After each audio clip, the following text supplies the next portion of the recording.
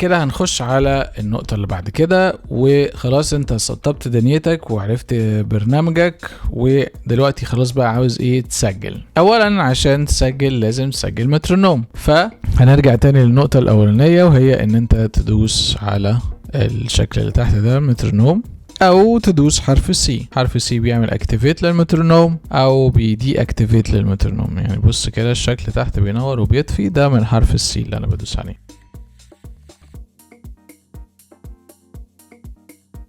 البرنامج ده من كتر عظمته عمل لك حاجة بتساعدك على الكومبوزيشن، التأليف، اللي هي ايه اسمها كول بادز. انا قلت لك في زرار كان فوق اهو، هتدوس عليه هظهر لك الجزء اللي تحت ده. في عندك تحت في حاجات كتيرة قوي، فيها مثلا ميكسر، ده شكل الميكسر اهو بس على صغير. في الاديتور ده بعدين هوري لك شكله عامل ازاي. سامبل كنترولر دي حاجة ملهاش علاقة بيها دلوقتي، ده ليه علاقة بالميدي. في الكورد بادز، شايف المنظر الجميل ده؟ بيدي لك الكوردز، اسمع كده.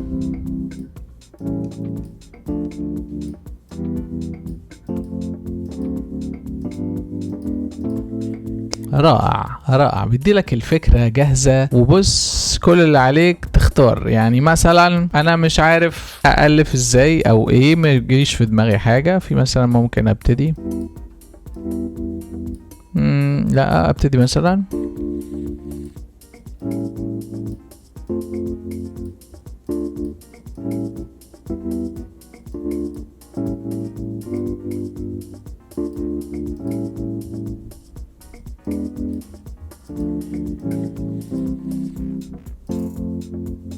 حلوة دي. D minor A7 C F.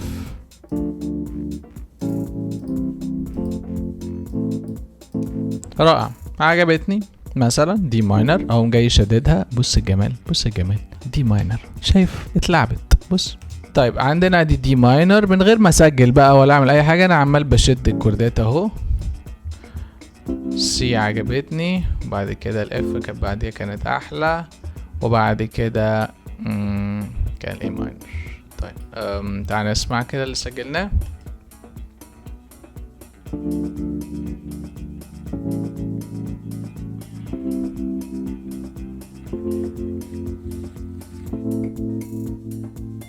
حلوة عجباني، بس حاسس ان هي بطيئة، عاوز اسرع شوية. اعمل ايه؟ خش تحت على الجزء اللي موجود تحت ده خاص بالمترونوم، هو 120. تعال مثلا نخليها 160، بيظبط نفسه اوتوماتيك.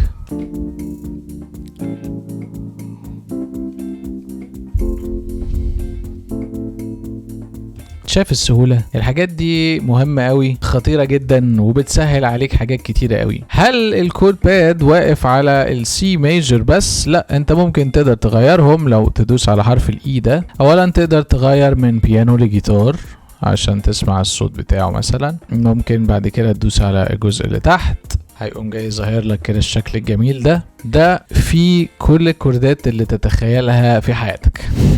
الكورد باد ماشي بنظام circle of 5/5. هتلاقي فيه درس انا عامله خاص بالموضوع ده، خاص نظري يعني. ده الكورد الاساسي، ودول النغمات اللي بتمثل الكوردز اللي معمول بالاخضر ده، يعني معناها القريبين من السكيل ده. طب وبالاصفر قريبين بس مش قوي.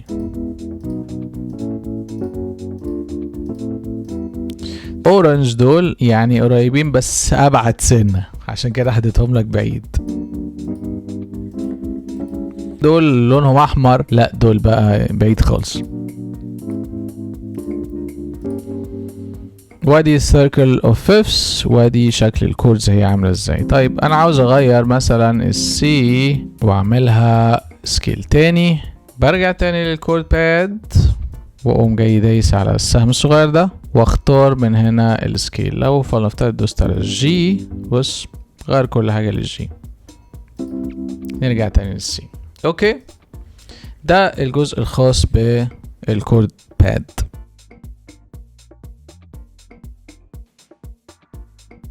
ازاي اسجل؟ بابسط حاجة خالص ان انا اطلع على مطرح مثلا الغنى وادوس على السماعة ديت عشان ابقى سامع نفسي، وبدوس الشكل ده او بدوس الستور اللي هي دي، بدوس عليه عشان اعمل ريكورد. انا عندي الجزء ده منفصل فعشان كده سهل ان انا اوريهولك. يعني بتدوس على الستور ده فبيقوم جاي عامل ريكورد اهو. تعالى مثلا انا عاوز اسجل. طيب قبل ما اخش بقى اسجل انا عاوز يعني اطلع بفكرة، انا لسه زي ما انت شايفين كده بجرب، فاقوم جاي عاوز اعمل لوب. فاعمل ايه بقى؟ فاقوم جاي عامل كده بالقلم، انت بس بتضغط وبقوم جاي دايس عليها دبل كليك اهو، كليكايه واحده كده تبقى بيربل. اول ما تبقى بيربل ده معناه ان خلاص كده ايه هيسجل. او بدوس على الزرار ده بس بيعمل اللوب بتاعتي. تعال نجرب بقى نسجل. انا مش عارف انا هسجل ايه بس يلا.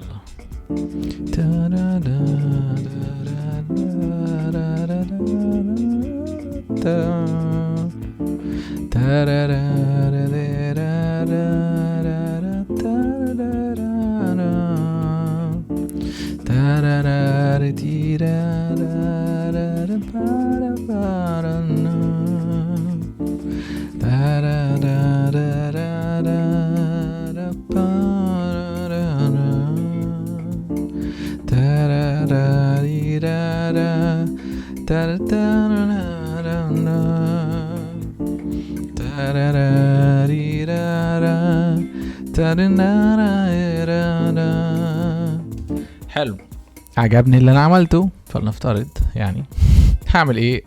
هنضف السيشن بتاعي اهو، عملت ديليت، علمت على الحته، تعالى نرجع تاني اهو، علمت على الحته ديت وقمت دايس باك سبيس عشان ارمي الحته دي عشان يبقى السيشن شكله نضيف.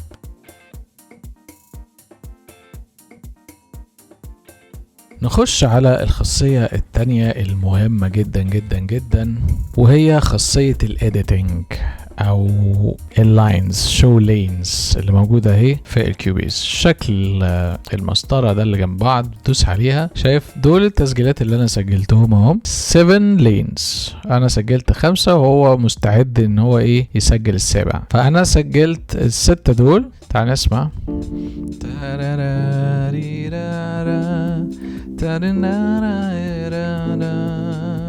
عجبني مثلا لاين 6، هو اوريدي اوتوماتيك بيشغل اخر لاين. طيب تعال نسمع لاين 5، لازم تعمل عليه سول.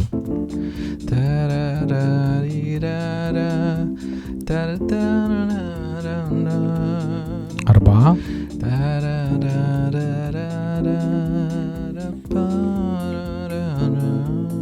3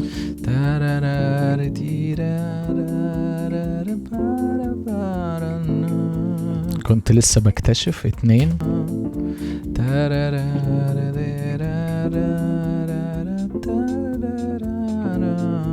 لسه بكتشف اكتر واكتر. 1 هتلاقيه اسوأ بكتير.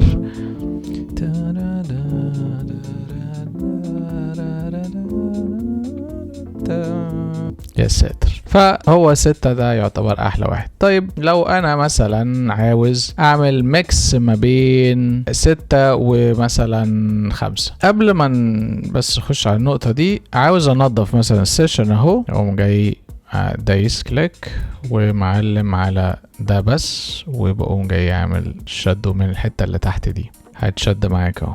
طيب لو انا عاوز اعمل مثلا ميكس ما بين 1 و5، اولا ارمي من 1 ل4، معلم عليهم اهو ادي 1، وببقى دايس شيفت ل4 بيرميهم، واقوم جاي دايس ريموف سيلكتد تراكس، بدوس رايت كليك ريموف سيلكتد تراكس بيرمي لي دول، فبيتحول ده لاين 1 ولاين 2 عشان يبقى الموضوع اسهل شويه. فنفترض مثلا البدايه عجباني هنا،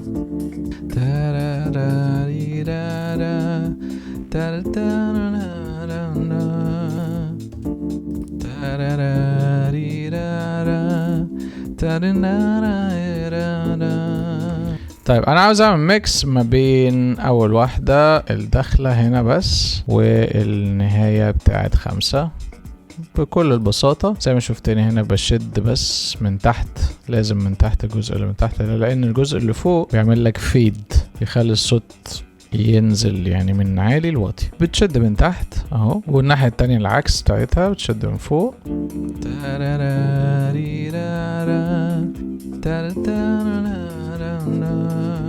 حلو.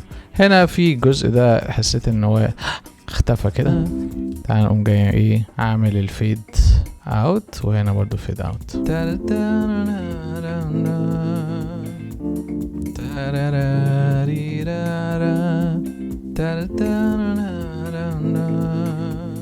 جميل كده، ده عجبني جدا اللي انا بعمله ده ورائع. بس حاسس ان انا مثلا الليفل بتاعي عالي شويه، بقوم جاي دايس على ده، وبدل الباد كوردز بقوم جاي رايح عند الميكسر. تعالى نسمع كده.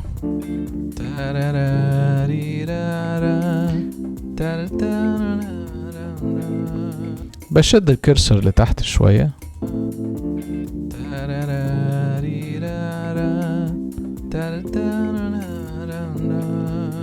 جميل لحد ما تلاقي نفسك الدنيا معاك زي الفل. لو انت عاوز دلوقتي بقى تسيف السيشن بتاعك ده عشان ما يروحش، بتدوس كنترول اس، ومثلا بتقوم جاي عامل كده ايه هنا كيوبيز 12 برو كورس، بتحطها في الفايل اللي انت عاوزه.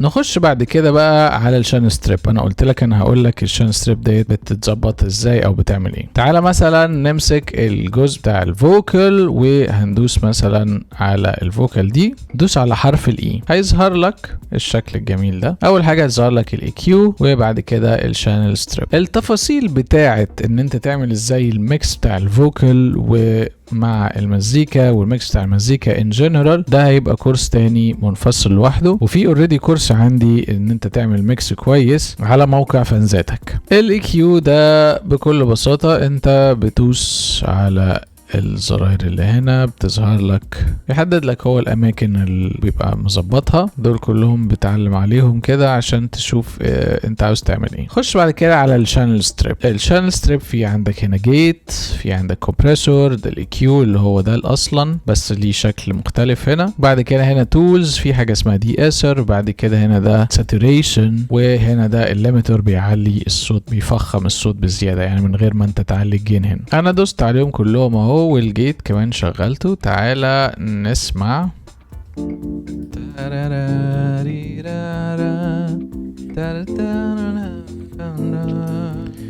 التقطيع اللي انت سامعه ده كان بسبب الجيت، نويز جيت. انا ما بفضلش استخدام النويز جيت. بيستخدموا النويز جيت مثلا في درامز مثلا متسجل لايف، بيظبط لك الدنيا. الجيت ده حلو قوي، بس بالنسبه للغنى الجيت ده بيحاول يشيلك الحاجات اللي مش بانشي قوي في المايك. حاليا في الغنى انا مش بحتاجه، لان في الغنى في حتت سوفت، وفي النفس والحاجات ديت بتبقى صوتها احيانا حلو. الكمبريسور ده طبعا ليه شرح تاني كبير لوحده، والاكيو والدي اسر، وكل واحده من دول بتستخدمها في البرنامج ومع الفوكال بتعمل لك فرق رائع جدا جدا جدا جدا. ممكن برضو هنا برضو تستخدم الكلام ده على الكيبورد. حط كومبريسور، حط هنا اللي هو الساتوريشن، وبرضو انت تقدر ايه تحرك اي واحدة عكس التانية، يعني مش هتفرق الترتيب بتاعك. تعال نسمع كده بعد اما استخدمت الشان ستريب.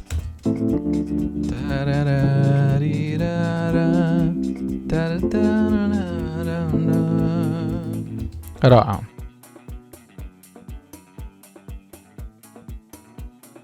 نخش على بعد كده خاصيات تاني بقى مهمة قوي قوي قوي في البرنامج الكيوبيز ده. من اسباب اللي انا بحب البرنامج ده قوي خاصية اسمها الكورد.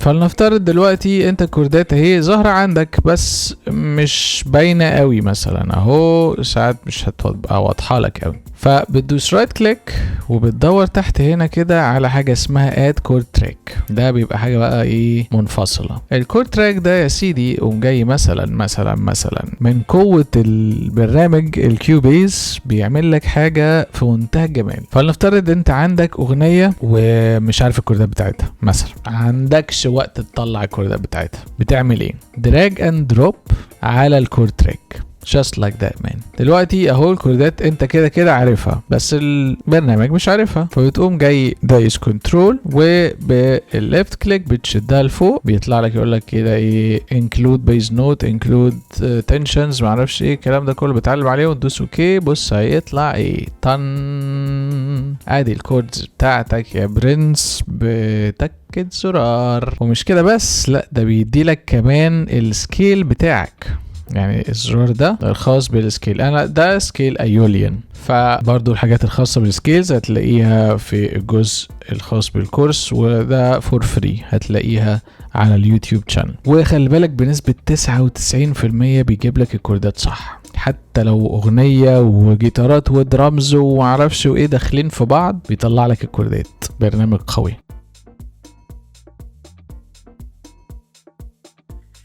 نخش على خاصية تانية يا برنس، ودي حاجة كده يعني بص خطيرة. بتدوس رايت كليك وحاجة اسمها اد ارينجر تراك، دي دايما انا بحب احطها فوق خالص، بقوم جاي مختار كده وزيها فوق. هتعرف ليه دلوقتي. في التسجيل بتاعي مثلا السكشن الاولاني ده انا مبسوط من الحتة ديت وعاوز الف كوردات تاني، فبروح للكورد باد واقوم جاي مثلا اعمل الاي مثلا، اقوم جاي بختار اي حاجة A minor D minor C مثلا. تعال نسمع.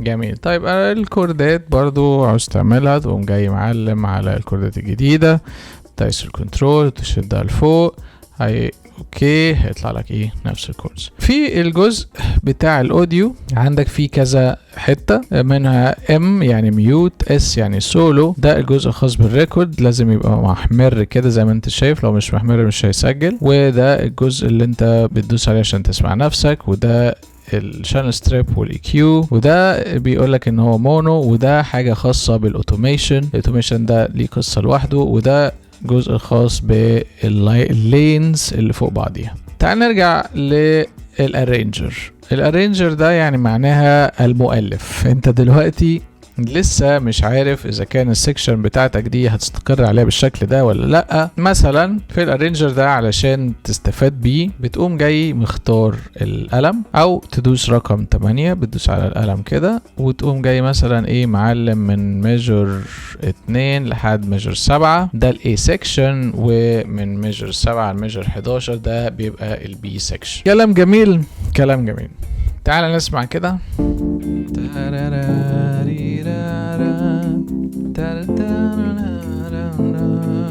تعال اسجل بقى الحتة الجديدة.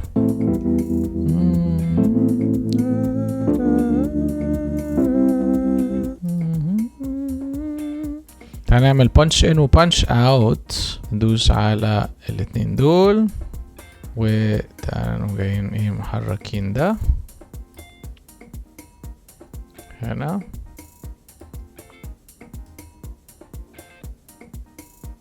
ونحرك الكرسور الاحمر ده نشده هنا، وده نشده هنا. ده برضو تجربة عملي للبانش ان والبانش اوت.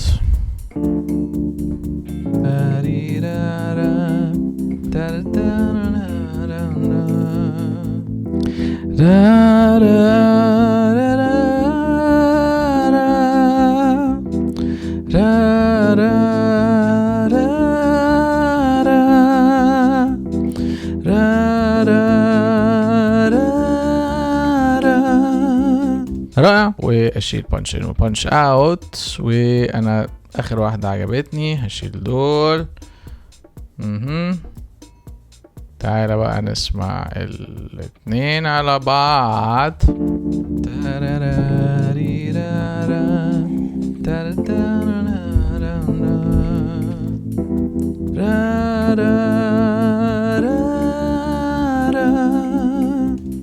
احنا بنجرب. حلو يا عزيز. بص بقى تعال نرجع للارينجر تاني. انا كده الفت من 2 لحد 11. حلو. اخش على الارينجر، ادوس عليها كده وادوس على حرف الاي. بص هيطلع لك ايه؟ هيطلع لك الشكل الجميل ده. على اليمين السكشن بتاعك A والسكشن بتاعك B.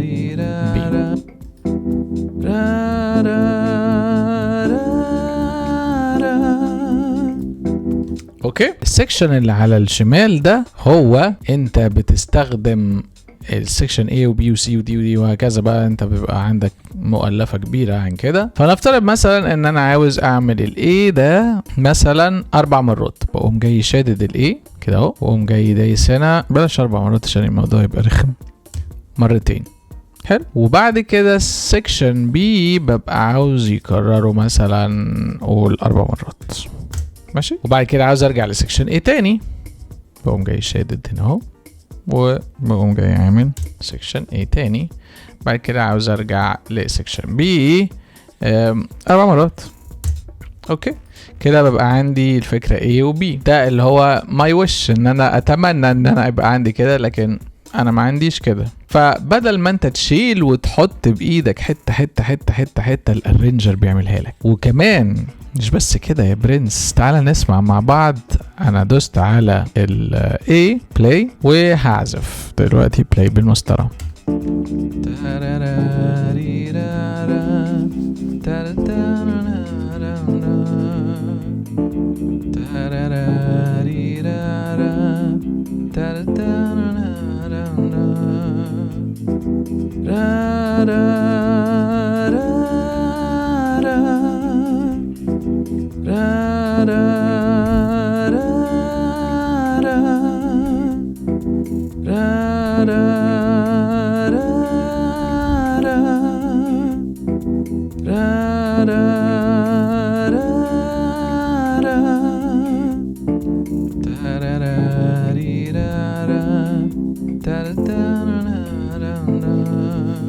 فهمت الفكرة؟ ده بيقسم لك السكشنز اللي انت معلم عليها الاي والبي دول. لو انت قسمتهم وعملتهم مظبوط هيقول لك الفكرة بتاعتك عاملة ازاي. بس انا بالنسبة لي الشكل السيشن بتاعي مش زي شكل الارينج اللي انا عامله. فبعد ما بتعمل كده بتقوم جاي رايح على الزرار ده اسمه فلاتن شين، دوس عليه تن تن تا، فرد لك الاغنية بتاعتك يا عزيزي زي ما انت عاوز.